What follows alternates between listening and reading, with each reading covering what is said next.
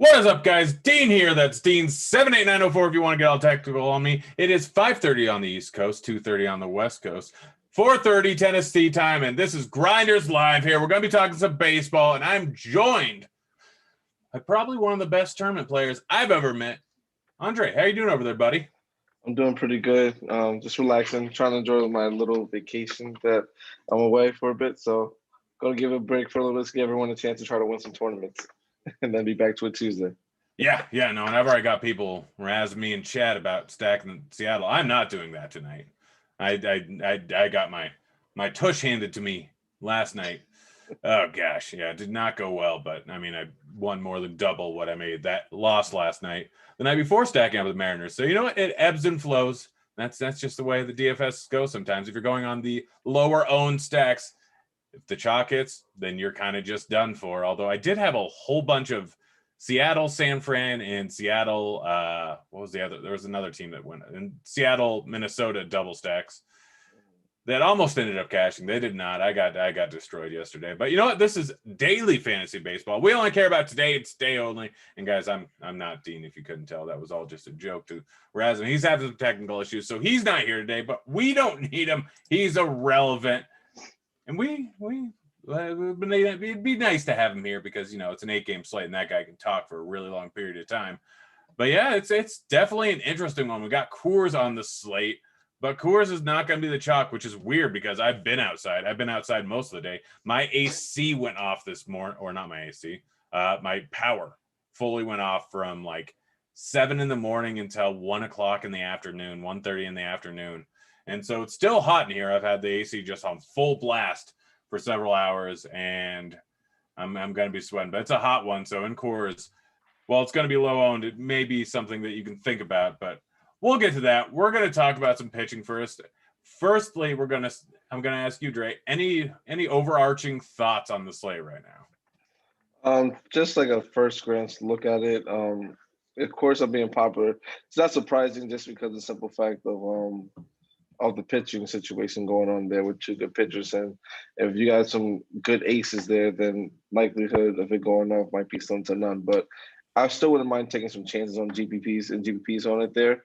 But it's going to be an interesting one to target. Not many games. Well, this is going to be a lot of high totals in some spots. That might be sneaky to target.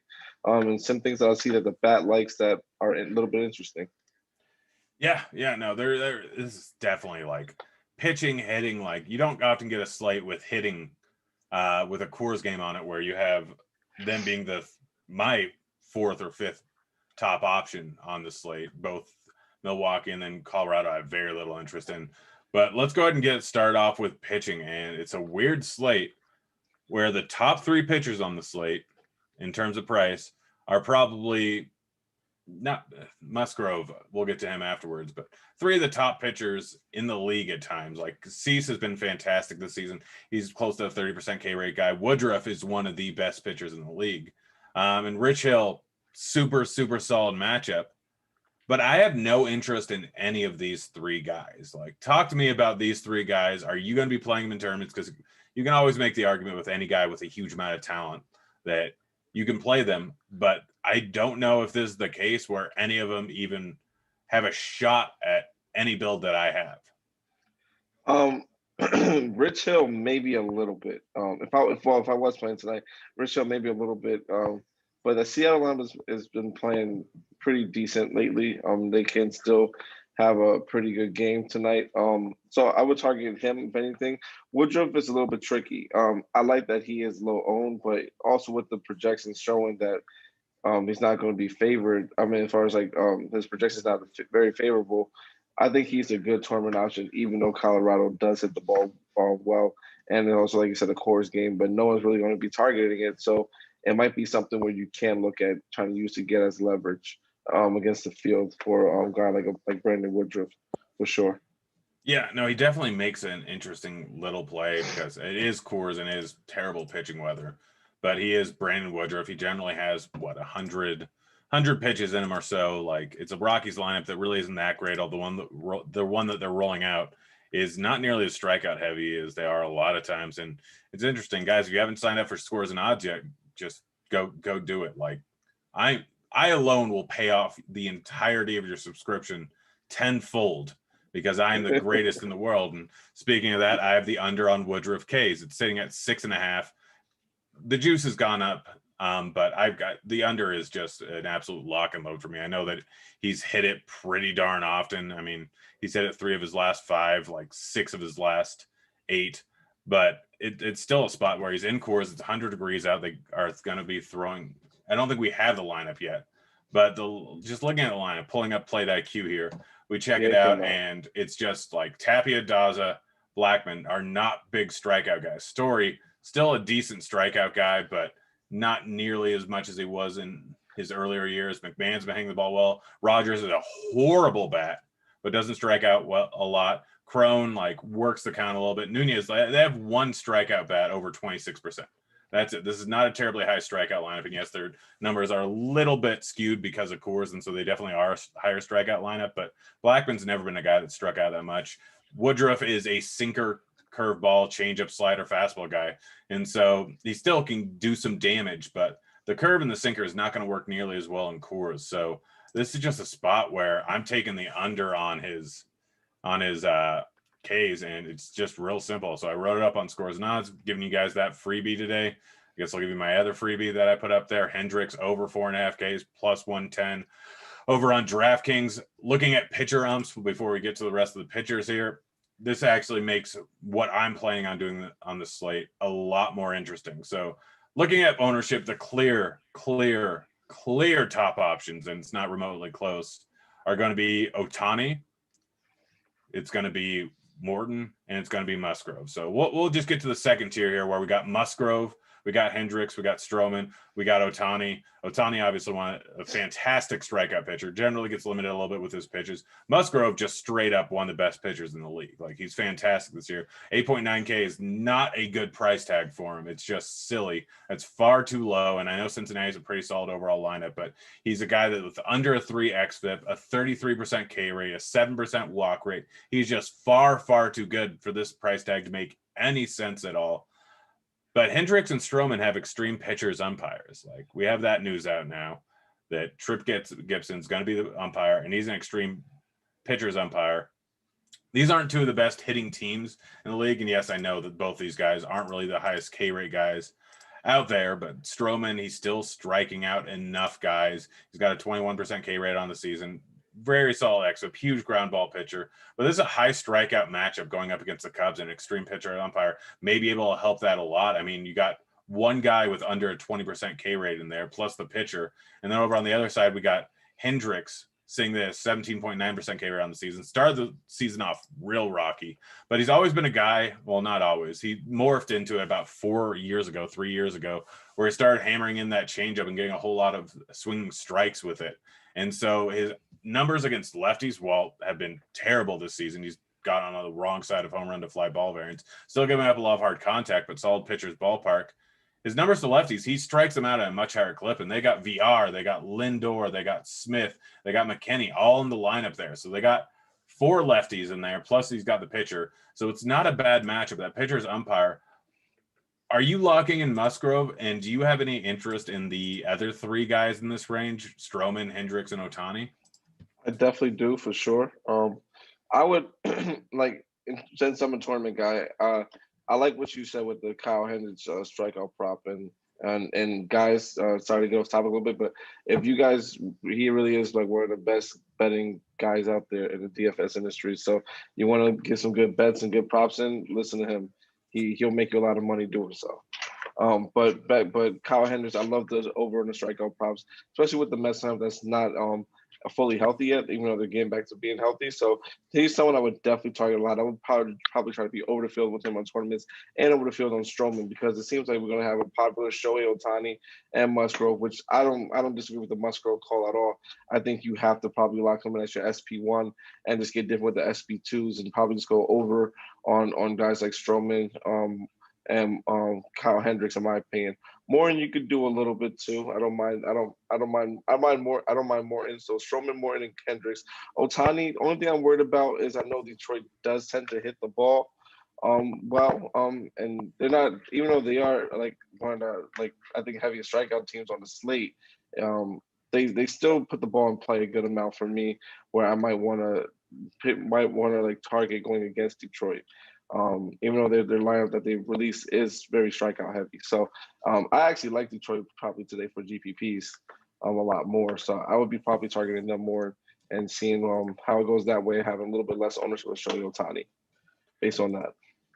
Yeah, no, and I don't like, I hate stacking up Detroit, but Ohtani can get wild, and Detroit's been a little bit better recently. But yeah, I think in this range, I'm still building my lineups right now. I'm still trying to figure out exactly what I can do. Like I want no one below Morton outside of maybe taking a chance on Marquez, but I want the pitchers in from 8.9K down to Ohtani. Like, that's what I want. I want these four guys, especially the fact that there's a pitcher umpire, and I think we got Eric there in chat saying that umps really don't matter. They do. They absolutely do. Like, they don't matter as much as some people believe. Are you a big ump guy? I'm starting to, because I've been watching a little bit more games lately, and just seeing the calls when you're watching them on TV and you see how the pitcher's throwing and the catcher catches it, and it looks like a ball, and what's a clear ball, but they call it a strike. Is that clearly matters, because the umpires determine whether it's a ball or strike, depending on where the catcher places the ball after he catches it. So it does matter to me a lot. So I take that into more consideration than I did before when I'm playing DFS. So I would definitely target those pitchers more so because of that, and seeing how they go from there. Yeah, I mean, it definitely depends from team to team, from pitcher to pitcher. You got guys like, I don't know, Merrill Kelly, who mostly just throws strikes. You got guys that tend to get really wild. And so anytime an umpire's inconsistent, like very inconsistent, you can end up drawing a whole lot more strikeouts there, because it can pop out of the zone and guys are going to lay off on it. Or sometimes they'll actually know that a bad umpire is behind the slate, end up chasing the ball. But it definitely makes a difference in terms of strikeouts. Makes a slight difference overall to the score, but really strikeouts are kind of where it's at. It doesn't matter as much for batters for me, but a guy like Hendricks, guy like Stroman, who are very good overall real life pitchers, even though Hendricks has not played like it for most of the season. They are guys that can definitely end up with a little bit more upside. Add a K or two, that's an extra 4 points. Add 1K, that's an extra 2 points. You know that changing a projection of a pitcher 2 points, the difference in projections between Musgrove and Stroman right now is actually less than 2 points. That's how it is. 2 points means a lot as a median projection. So I pay more attention to umpires than I probably should at some points, but this is just kind of an easy way, like, get on Hendricks, get on Stroman, because of the ownership is more the reason I'm going to do it, because Ohtani can definitely have a bad outing, and Morton has been really off and on recently. He's got a neutral umpire. I know that matters a little bit with him, because he's a guy that tends to get a little wild, and the walks are really what can end up causing a problem for him. But let's go ahead and look at this next set of pitchers. So we got Miley going up against San Diego, first day playing after Coors. They were just here yesterday. He's 8K. We got Urquidy, 7.9K. Obviously not the biggest strikeout pitcher in the world. Reverse splits to an extent, and he's going up against a White Sox team that is predominantly right-handed heavy. Very good overall hitting team. The team's currently projected for like 4% ownership. Extreme hitters umpire. Then you got Gant, 7.5K. Guy shouldn't even be in the league. Just hot trash right now, going up against Atlanta. And then Morton sitting there at 7.2K, a guy with overall on the slate some of the best numbers here, but he's been so hit or miss for a while, and he can really struggle with locating the ball occasionally. He's old. He doesn't always have the longest leash. Are you looking at any of these four guys in this range? like you said before, the only person in that range I would look for is Morton. Just going against St. Louis, um, even though they've been hitting a little bit better as of late. But that's the only person I would target today, and I won't even know if I'm gonna get a lot of them. I'm gonna try. I would have a decent amount of them for sure, just because I want to, like I said, try to be over the field on guys like Kyle Hendricks and Stroman. Those are two pitchers I would mainly try, like I said, try to target today. Anyone like you said after that range, I don't see myself going to besides Morton. Not even Marquez. I'd rather play you like you. We're pretty much the opposite today. You rather play Marquez. I'd rather play Brandon Woodruff and just see what happens on that side of the field with the pitching.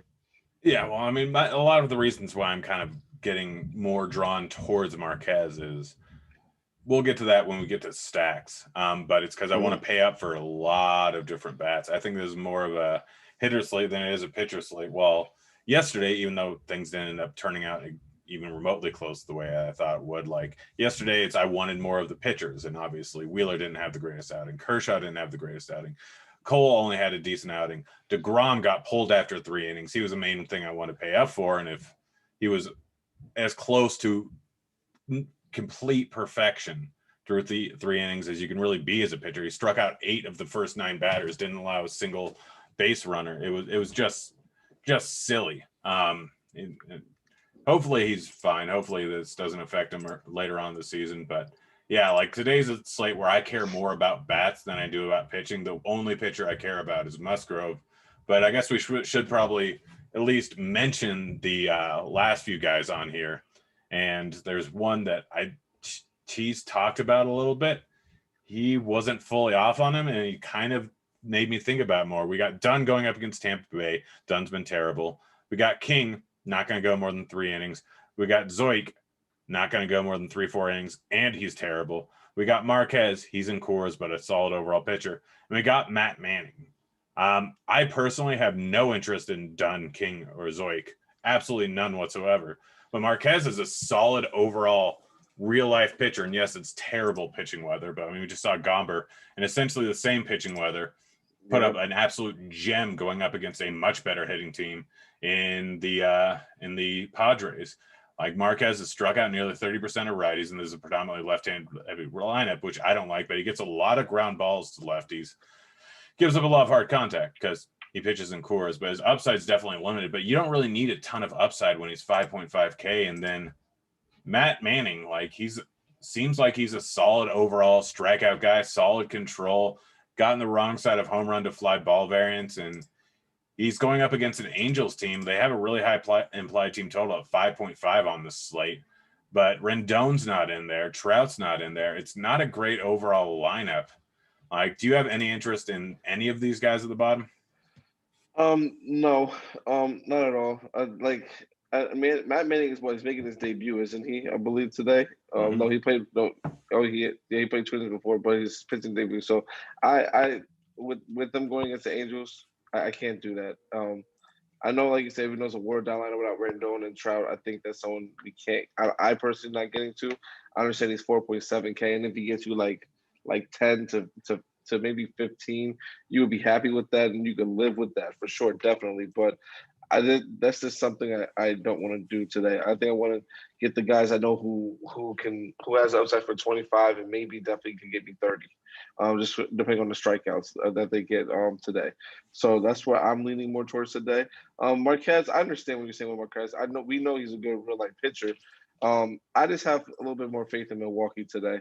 I think they're going to be able to hit the ball pretty well there in Coors today, and once he makes contact, likelihood of the batters in that lineup going yard is, to me, is high. So I would definitely target the batter side of it as opposed to the pitching side of it for that side. Yeah.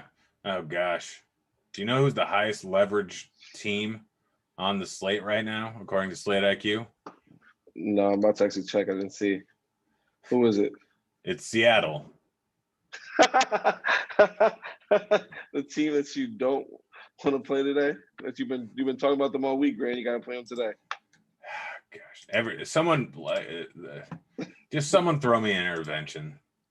Like I'm not going to suggest. I'm not suggesting them. They're not my top 5 stacks, but it does. It does I interest me mean, a little bit. At least the mini stack of Haniger, of France, of Moore, of Murphy, like the Torrens, like the righties in this lineup aren't the worst plays in the world, and then Seager's never a bad play. I don't know. yeah. I'm not suggesting. I'm not officially suggesting it. I've jumped the I shark mean, on this one. Rich Hill does give up a lot of hard contact to righties, so like I don't mind it. I definitely don't. You got, like you said, Haniger, France, Moore, Murphy. Those guys can knock the ball out the park. So I know they are high strikeout guys though for sure, but I can see it now. I can see where it could happen. I Yeah, wonder. I'm not certain I'm going to. Because also that bullpen behind him is legit. And as Shannon just mentioned in chat, they have a very good bullpen. And Rich Hill, like, yeah, he can give up some bombs, but overall, he's been pretty solid all season long. I don't know if I'm going to end up doing it. The main reason I play them is because they're always low owned, and I guess we can just get up to batters. I'm gonna go a little bit differently before we go position to position, because I want to talk about stacks here, because the ownership is not what it is on a normal slate. I've already talked about that. Normally on a Coors slate, they're getting a lot of ownership. The Rockies are projected for 1-2% ownership. Like, Milwaukee's still going to draw some. The Yankees and Blue Jays game, which is my two favorite spots to target, like, the Yes. Blue Jays are going to draw all the ownership because their prices are more affordable and people want to pay up for pitching, which I don't know if is needed on this slate. Like I said, I'm probably going to take a few shots on Matt Manning. But the Yankees going up against Zoik, and Zoik is not good. He is definitely not good. I mean, maybe a little bit of a ground ball pitcher, which does limit your upside to an extent. But the Yankees are all right-handed heavy. Zoik is very bad versus righties. He's giving up a 364 ISO, granted it's a small sample size, going up against righties, giving up nearly 50% fly balls this season, 57% hard contact. And they've got Judge, they got Torres, they got Stanton, they got Sanchez, they got LeMahieu, they got Urshela, they got Andujar. All of them can hit the ball at the ballpark pretty darn well. So this is a spot where you got so many guys that just match up perfectly against them, coming in at low ownership. What are your top stacks on the slate right now? Uh, just from looking at it, well, since the Yankees they're semi-popular today, they would be definitely one of my top stacks for sure today. I don't like playing them when they're too popular. I seem like they always don't come through when they're too popular, in my opinion. So I just will tend to stick away from them from there. I also do like to I don't I like going with Milwaukee. I know they're going to be pretty popular a little bit too, but I think that that's a great play today for sure. And then the sneaky stack that I do like that I think I mentioned before. Where was it? It was Detroit. Detroit is a sneaky stack I personally like against Shohei Ohtani. I know he is a good pitcher at times, and he does have a lot of strikeout ability and upside with the matchup. But I think he also gave up a couple hits too. So I look to just trying to get some leverage. That's what I like to do. So I think today is a day where you can go with Detroit for sure. Like let me show you this. Think about this. Okay, hold on. For Detroit, with the lineup they have what one? I know they have a lot of guys with a high K rate, but they have a lot of guys that do hit a lot of hard contact. And Shohei Ohtani gets up hard contact at a good amount to both sides of the plate. So I definitely don't mind doing that as a stack. And they're probably like my favorite sneaky stack of the day. I probably would like have more than probably like if I was playing today like 100 lineups, a quarter of my lineups would probably be at least Detroit. Yeah, I mean that's a little bit ballsy for me, but honestly, I don't hate it. But I don't know. My favorite stacks are actually from the same team or from the same game. Any guess what game that is? The Yankees Toronto game. Nope. I mean, like I'm more like the Yankees. I'm worried about that Toronto ownership. But my favorite two sneaky stacks, which should never, neither of these teams should ever be Oh, sneaky. I know what you're talking about now. I get it, and you're right. They shouldn't be. The ownership is too low. You're talking about Houston, and Chicago, aren't you? Yeah, no, Yeah. like I said, Urquidy is or a fairly big reverse splits pitcher. Like he's a guy Hmm. looking at his numbers on the season and going back to the beginning last season, because obviously it's not a huge sample size this season. But going back to the beginning of last season, he's got a 207 WOBA and a 107 ISO versus lefties. He's got nearly a 350 WOBA and a 250 ISO versus righties. This lineup has Ingles cheap, Mendick's cheap, and great name. But they have Vaughn, they have Mercedes, they have Abreu, and they have Tim Anderson. All these guys tear the ball off the cover. Like, all of them have been solid. They're one of the best hitting teams in the league. And looking at the ownership on these guys, it's absolutely silly. Like, outside of Mercedes, who's 17% projected because he's a little bit cheap and he occupies the catch position, Tim Anderson's the only one over 5% owned. Like, it's just Mercedes and Anderson. You can stack them any way you want and stack them in a lot different way. But they're a very, very, very solid stack. And on the other side, we got the Astros. Cease has been fantastic this season, but the Astros are 132 favorite. Cease is striking out a ton of guys, and he's been a solid overall pitcher, but he's still over a 4x FIP, so he's not out of this world good. He's not Musgrove good. He gives up a 40% fly ball rate and a 40% hard contact rate. He can have the ball taken out of the yard, and the one thing that he does very well is strikes guys out. And the one thing we know about Houston, no one really strikes out much. Alvarez is over 25%. McCormick's at 25%. Castro's at 30%. Outside of that, there's no one really over 20%. Correa's at 19. Gurriel's at 11. Brantley's at 9. Altuve's at 17. Correa's at 19. Like, this is just a very, very good lineup. Yes. And they're not going to draw any ownership at all. Like, I like that. I like that call a lot. I really I wish I was playing because I wish I was in a state where I could play right now because I would jam in a lot of Houston. It's only a 4-hour drive to the border. I know, I've done it before in Phoenix. Yeah, no, it's a pain, but it sometimes happen. But like, that's just the best spot. All right, we should probably move on to position by position real quick before we get to your questions. Guys, any questions you got, go ahead and drop them into chat. I know you've been doing that all day. We'll get to them at the end of the show. Also, don't forget to like and subscribe. Just do it. Just go like and subscribe. It literally takes like 20 seconds. It lets you know when things are on it when you subscribe. And when you like it, you get more of this content for free because it's better for us. Just go like and subscribe. Do it now. And maybe Dean will just have internet issues forever. So there's that. Like, if you like, the internet could keep him off of here. Just think about it that way. I don't know technology, so that's probably not true. But let's start things off here with catcher. Obviously, Narvaez is in Coors. Sanchez is going up against Zoik, and he hits bombs. I assume that they're the two top options. Maybe Stassi up against a rookie pitcher in Manning. But where are you looking at catcher? I definitely like William Contreras a little bit on the Atlanta side. Just as a sneaky little play. I like him for sure. And obviously, with Mercedes being popular, I don't know why Grandal isn't popular as well. I would definitely like if you're doing your Chicago White Sox stacks. Mercedes, I know he hits the ball well. He's a great little play for sure. But paying this $300 more for Grandal, I think it's a great pivot for sure, especially if he's going to remain at 1% ownership. That's pretty much what I would do at catcher. Even Castro is someone I would do too if you're going to go with the Houston stack as well.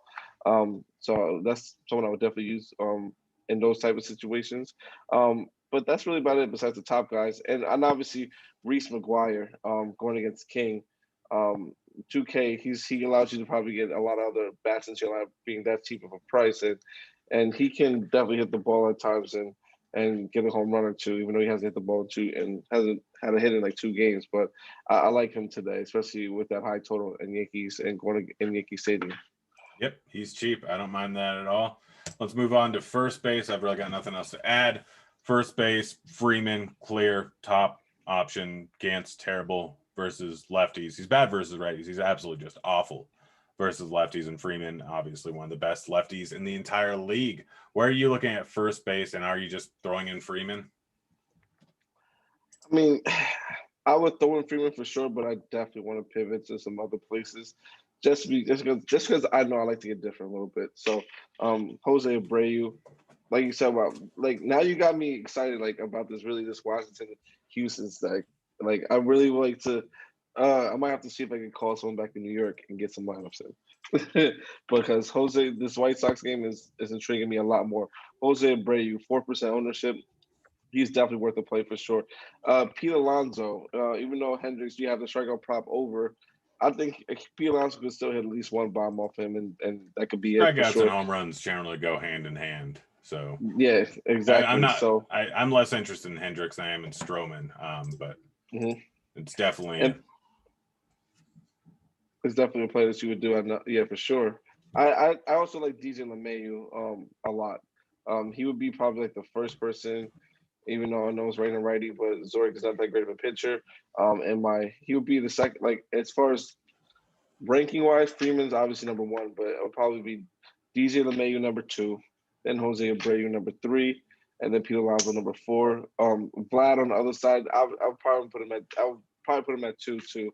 I forgot about him since he's there too. But yeah, that's what I would rank it as far as on the first baseman side for sure. Oh, and Jonathan Swoop, he's been hitting the ball extremely well lately. I like him for sure today. To me, he's someone, like I said, with those stacks, the Detroit stacks, he's someone I would definitely make sure I have in my lineups for sure. Yeah. By the way, people dropping in chat like, "Oh, doesn't Seattle struggles against the curve? White Sox struggle against the slider." Guys, don't look into that too much. Sorry, I just hit Yeah, my mic there. Don't look into that too much. Like there are situations where it's actually applicable, but just saying that because of a random variance of numbers, which it's easier to do with something like a fastball or a slider, where it's a very, very common pitch in the majors.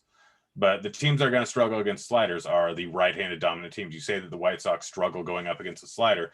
It's because right-handed batters can struggle against a righty throwing a slider. It's a strikeout pitch. It's one of the best pitches for strikeouts for same-handedness, while changeup, curveball, splitter is probably the best one for striking out opposite-handedness.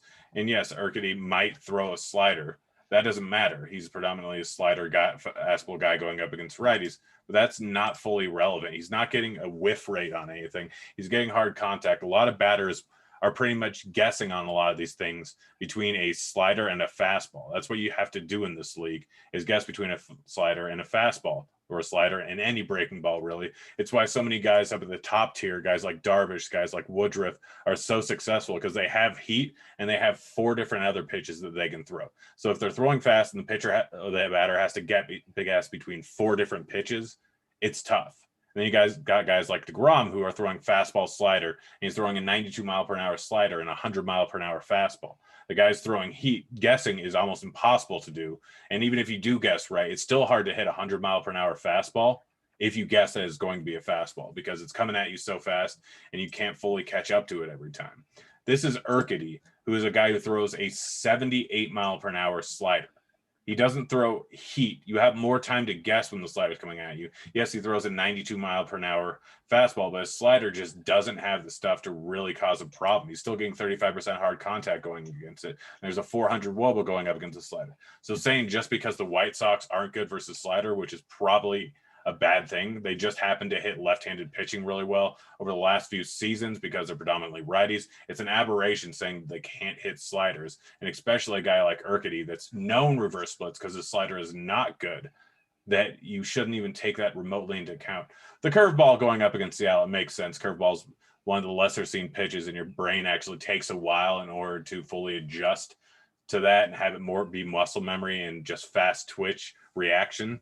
So a slider going up against a young team a curveball going up against a young team is generally something they haven't seen as much. It's also why younger batters who are righties tend to struggle a little bit more going up against lefties, because yes, they've been playing their whole life, but they don't have nearly the amount of at-bats going up against the lefty as a lot of the guys that are later on in the league. That's why with Seattle, if you are going to stack them, you stack them with guys like France, like Haniger, who have been in the league, like Murphy, who have been in the league for a while, have seen this a lot, have the platoon split. Those are why those guys grade out well. And the lefties going up against Rich Hill, like Fraley, like Trammell, like Crawford, are all young and haven't been in the league that long. So that's my little rant. Sorry if it went a little bit too long here. It's only an 8-game slate, and we're going to end up with some time.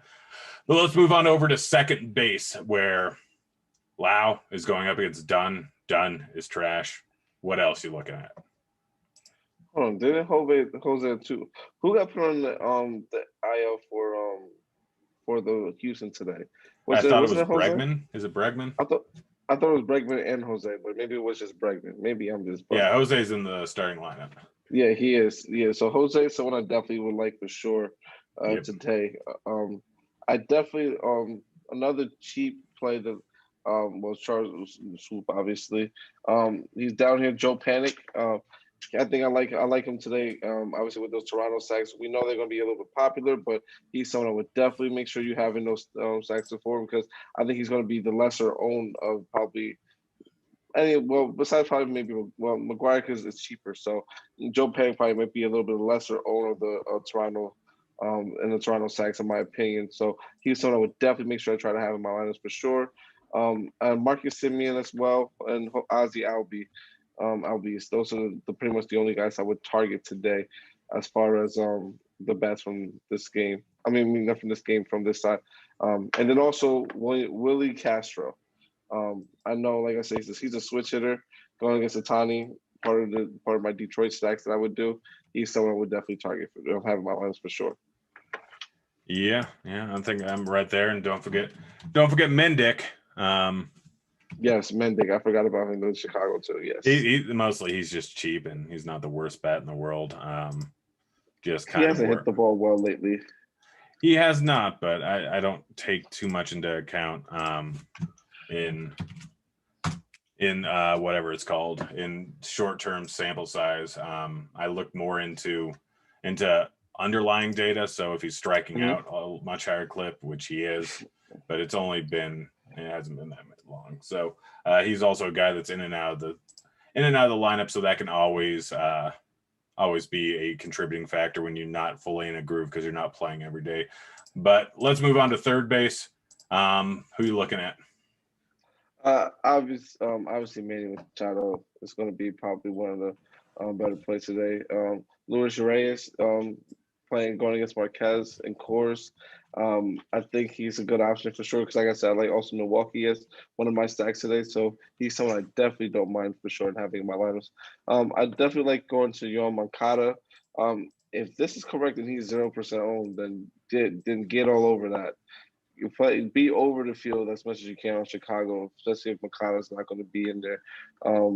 Moncada's going to be 0% owned, which I think that should be incorrect. The point will be a little bit higher. We know Gio Urshela is going to be a little bit high on too. I don't mind him for sure. Jonathan VR, I don't mind taking a shot at him in GPPs. As maybe like a one-off going against Hendricks with the strikeouts and home run probability that we have with him. So yeah, that's the people I don't mind taking a shot on for sure. And obviously Harold, and also I think there was one more guy. I think it was, where was he? Oh, Joey Wendell. He's someone I definitely would like to have as probably maybe like a one-off too, possibly in my lineups on DraftKings for sure. Yeah, no, I think I'm just right there with you. Let's move on to shortstop here. Guys, again, throwing questions into chat. We'll get to them right after this. But go ahead, shortstop. All right, shortstop. Obviously, the pay up that most people are going to probably try to pay for is going to be Tatis. I expect him to probably come in a little bit higher than Marcus Simeon. He's 6K though, so it's going to be a little bit pricey to get him in. You have to probably give up one of the top pitchers on the slate to get him in there. Which might work out depending on how the pitchers work out. But he's a good play today going against Miley. I definitely don't mind that for sure. You can even go. I know you can even play like a guy like Bobish. Bobish is gonna be popular too. I like him. Tim Anderson, we know he's gonna play well. Weaver Torres is someone I like a little bit too. There was one guy further on this list that I think wasn't getting that much ownership. Oh, we mentioned him already, which was Mendick. I forgot his second in shortstop. So he's someone I definitely don't mind having for sure in the White Sox stacks for sure, as we talked about beforehand, in the Cram momentum as much as possible. Lindor's also a good play too, at 1% ownership. I think he should at least be a little bit higher on than that, because it's hit or miss with Kent Hendricks too. Even though I like him today as a pitcher, he's someone that I would definitely don't mind using for sure. Yeah, no, Lindor going up against Hendricks. Yeah, I like the strikeout prop on Hendricks, but doesn't matter. He still gives up a lot of hard contact, a lot of fly balls. Like I said, he's not reverse splits. He's much better versus righties, but he gets a lot more strikeouts versus lefties, which comes with a lot more fly balls, which comes with a lot more hard contact. So yeah, I'm kind of with you there on Lindor with everything else. Let's move on to outfield, and then we'll get to them questions. Like obviously Acuna, incredible play. Upton, pretty solid price tag in a high total game.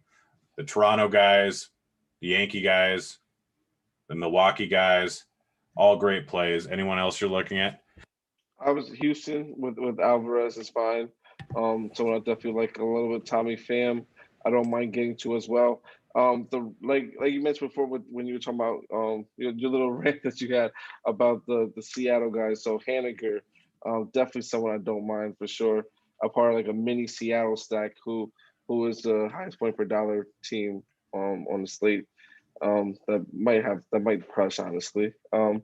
McCormick, I think he's also a good option. Sneaky, a little bit sneakier guy in the Seattle. I mean, in the Houston lineup, I like him as well. You pretty much just a lot of options here today. Obviously Abraham Alemante, he's at 2.2K. He's too cheap the way he's been playing lately. I think he's a great play, especially going against Grant. He's someone I think could be a staple of your lineups as well, whether it's a one-off, you can use him as, or you can use him part of your Atlanta stacks. Yeah, those are like the main people I would target. Robbie Grossman too. I think he's someone you definitely have to look at for sure, and he's someone that I would probably put on my high priority list as far as getting in my Detroit stacks, which is one of my favorite teams today, as I mentioned before. So Robbie Grossman, one of my top plays in that position for sure.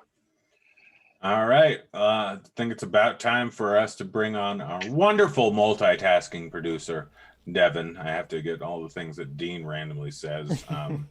We live in a world of a salary cap, blah, blah, blah, this, that. But he's going to come on here, ask us questions. We got to see his pretty little face. Well, we always get to see it. You guys get to see it. You get a treat. You get to see that beautiful hipster guy there.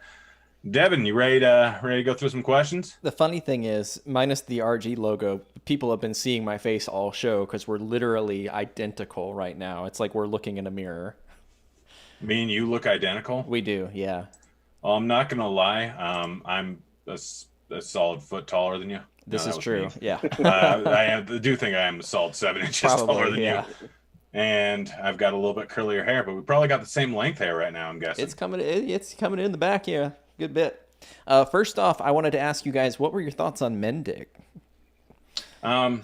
We mentioned it like 4 times. That's the only reason why I asked. Yeah, no. I mean, Mendick's looking good in the 9-hole. Mendick's cheap. And YouTube, you got cheap Mendick YouTube today. knocking on the door saying move on. So we're going to get to the questions. We'll just bounce between the two of you guys. Sound good? Sounds good to me. Yeah. All right, let's start with you, Dre. Eric wants to know, DK tournaments, are you playing any Wade Miley? No. None at all. Not make my player pool. No, none at all. Not my player pool at all. I will say I trust Kirk, and Kirk says he's interesting. I'm not playing any of them, but I thought I'd mention that. He dropped in chat saying it was interesting. Kid Yahoo. Grant Stan wants to know, DK tournaments, Marquez? I think you said you're not into him. Oh, you are? Yeah, no, like it's because I want to pay up for bats, and the ownership on Ohtani, Morton, and Musgrove, who I'm still locking in Musgrove, are so high right now. And Shannon was talking about the Colorado stack being low owned. I think we touched on that as well. It's definitely an interesting thing in tournaments. Yes. It's interesting playing tournaments for sure. I think that Colorado should be a little bit more higher on just because it's course and the weather, like Grant was saying before. I would definitely play it, but not have a lot of exposure to it. Andre, we'll stick with you. Shannon still wants to know Cincinnati stack. I don't think we touched on them at all.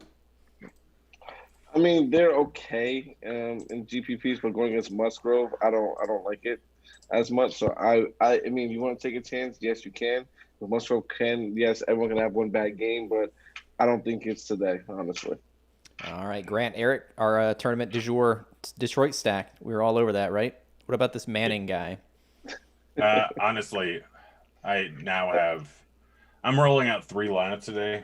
Just one of those days. Come on, Grant, play some Detroit. I will play Manning. Is that good enough for you? We'll take it. Yeah, that's we'll take it. Yeah. We'll have to see where your Seattle waffling ends up by the time Gosh, I might have lock to happens. I might honestly just. I'm going to throw in a fourth lineup for a Seattle stack. I love it. Gosh, I hate myself so much. Let's see. While he's doing that, Andre, Eric wants to know Mets. Are you playing any of them? I would have a couple of them as one off. I don't mind doing a mini stack with Pete Alonso, Lindor, and VR for sure. But yeah, I don't mind getting some in some tournaments a little bit. Like I said, it's a mini stack though. And let's see. Somebody was wanting to know. Tony wanted to see if we had any ump information. I think we have a lot of stuff updated, so I'll pull that up on the screen. Yeah. So share. the biggest ump information right now is New York has an extreme pitchers umpire. That's probably the biggest one, and then Houston, which is why I love it more, has an extreme hitters umpire. All right, let's see. Moving on to Shannon again. Andre, any St. Louis stacks versus Morton tonight? I personally, from when I was looking honestly today, and honestly just building throughout the show, they weren't coming up for me. I don't really like them as much today. I'd really rather get to like the sneakier plays today, in my opinion. Like I said, Detroit is one of the teams I'm liking that, and a lot more Chicago and Houston now that Grant has talked me onto them, which is a great stack to be on. He's singing that sweet siren song, right? We'll stick with you for this one. Are you playing any Morton on the other side? I am going to play a little bit of Morton. He's definitely someone I'm going to have exposure to.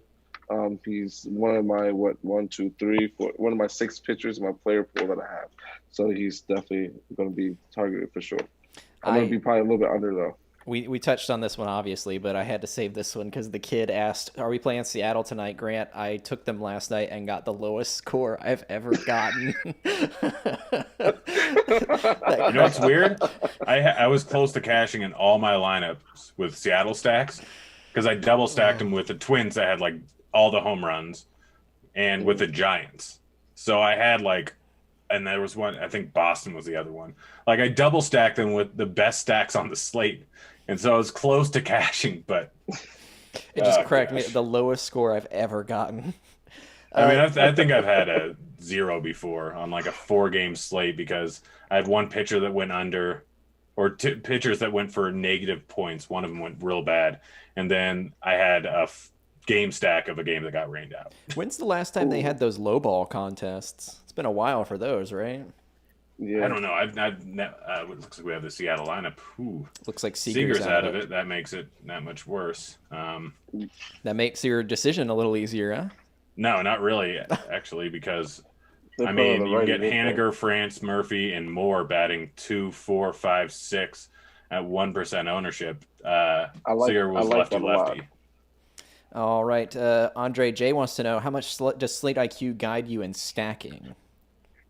I actually, it doesn't sway my opinion that much. Honestly, I really look at like the data with Plate IQ more than Slate IQ, and try to go from there. And also with Derek Hardy's bat projections to see if they match up with what I'm thinking, and then just go from there and adjust how and what I feel like is the best stacks overall, and try to get the leverage as much as I possibly can. Which is why, like today, even though I know Derek Hardy now has a point ceiling higher, the points are not projected to do well with Detroit. That's still one of my favorite stacks that I personally would target, as long as but obviously Houston also as well in the White Sox.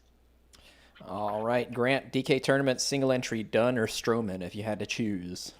Stroman, not even close. Not even close. Yep. Flores, Mark, we got yours for Morton earlier. I think you said you were on to him, Andre. Grant, do you agree? Yeah, I don't want to. He's going to be heavily owned, but if you're not talking about ownership, he grades out as one of the top point per dollar plays. But I'm fading because of ownership, likely. I would just be under the field on him if you're more in multiple lineups. That's all. There you go. All right, Eric wants to know bottom of half's White Sox stack with Vaughn. I imagine you guys are all over that. Yep. I personally like anyone in the White Sox lineup tonight. I would play all of them. So I would rather not go Goodwin. I'd rather go with Engel. But like a 7, I'd prefer like a wraparound, or just in every other. Like if you went 2, 4, 6, 7, 9, like that's a pretty solid stack right there. Mm-hmm.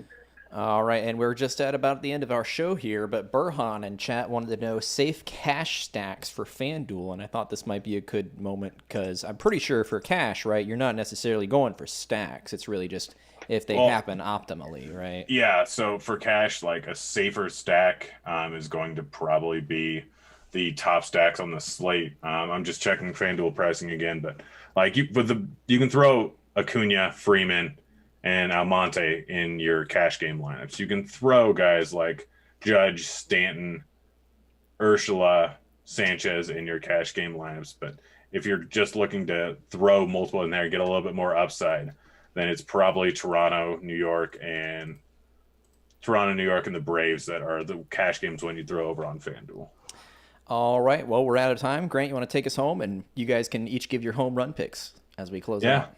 Yeah, Dre, you want what's your home run pick of the day? It's gonna be tough. I'm gonna go with Jonathan Schoop. Oh gosh, that is ballsy. Now I have to go just as ballsy. I'm Say going Kyle with Seager. That'd be ballsy. I'm gonna go with Andrew Vaughn. I wanted to say Mariner, but I'm going with Andrew Vaughn. Just that guy hits the ball hard, and he's not that bad, and he's cheap. All right, guys. Thanks for joining us. We got Cheese, we got Chief Justice 06, and we got Roth coming up right after this, answering all your questions. Good luck on all your contests tonight. We're out of here. See you, kids.